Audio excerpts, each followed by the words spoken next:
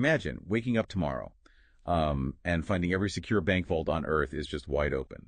And not because someone stole the keys, but because the foundational math of the universe literally dissolved the locks.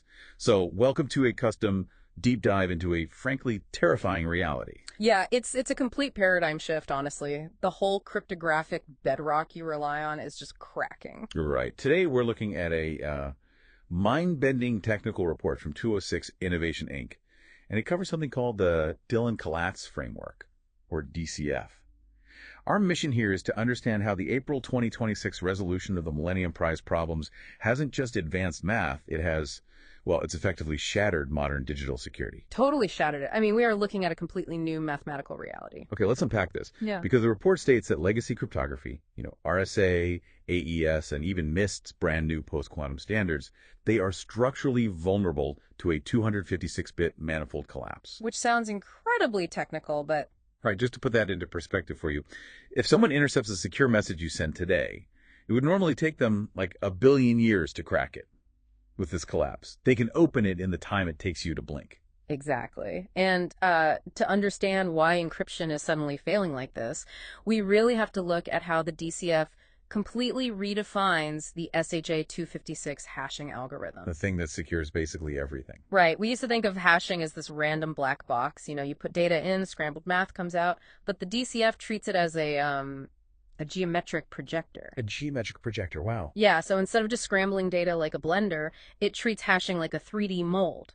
It physically projects the digital data into a geometric shape. Oh, I see. And it measures these shapes against a background field, which the report calls a universal ROM.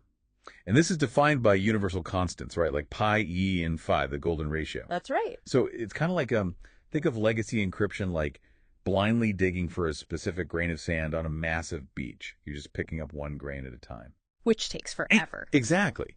But this new geometric method, It's like you have a topological map.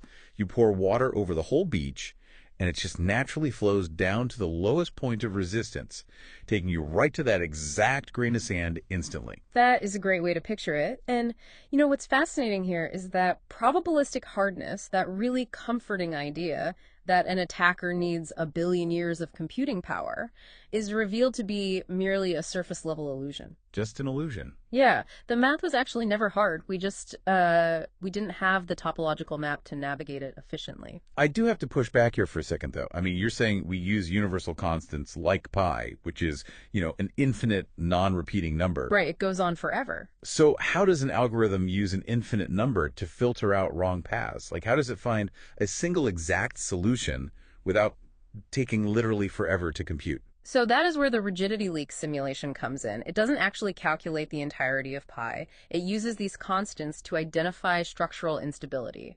or roughness, essentially. Roughness, okay. Yeah, in this geometry, the correct key is a perfectly smooth solution. It has 0 curvature, but wrong guesses. They literally leak curvature. They are physically rough on this informational manifold. Ah, okay. So the engine sets a rigidity threshold right at 1.618, the golden ratio. And because wrong guesses are rough, they create friction against that threshold. Exactly. So the system just instantly shaves off billions of wrong answers at once. Kind of like a carpenter planing down rough wood until only the perfectly smooth, correct key is left. Beautifully put, and we can see exactly how fast it planes that wood down in the report. Using a contraction velocity of 0.85, the simulation runs a deterministic reduction sequence. Wait, how fast are we talking? Well, it takes a massive high-entropy cloud of 132,303 possible key states, right? It instantly collapses that down to 5,574. Oh, wow. Then it compresses to 611, extracts just 5, and finally hits 0. Absolute closure. So the exact key is perfectly isolated. Yes, instantly. Yeah, that is absolutely terrifying. I mean, if this witness search problem is effectively solved by simple geometry, is any existing digital infrastructure safe right now? We urgently need new locks. We really do, and we need what 206 Innovation Inc. calls manifold hard encryption. They've introduced something called the geodesic shield in their Family C patents. Because the math itself is broken, so a software patch isn't going to cut it. Right. You can't just update your software. The shield integrates directly into the hardware itself. Like inside the NVIDIA IGX Thorsati Island, right? Yeah.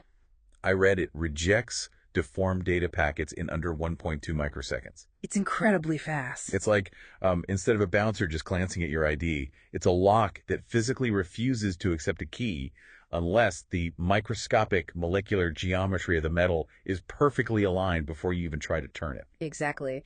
And, if we connect this to the bigger picture, the commercial and geopolitical stakes here are staggering. I can only imagine. We are already looking at a $14.5 million to $65 million commercial impact almost immediately.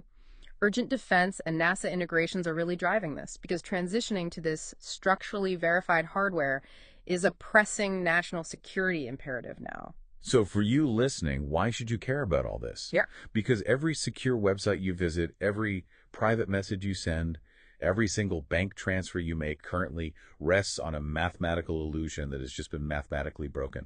Yeah, the digital security you rely on every single day was based on a fundamental misunderstanding of computational geometry. It really leaves you with a haunting thought. If the fundamental constants of the universe, like pi and the golden ratio, can be weaponized to entirely unravel human-made encryption, what other complex digital systems are fundamentally vulnerable to the basic geometry of the universe?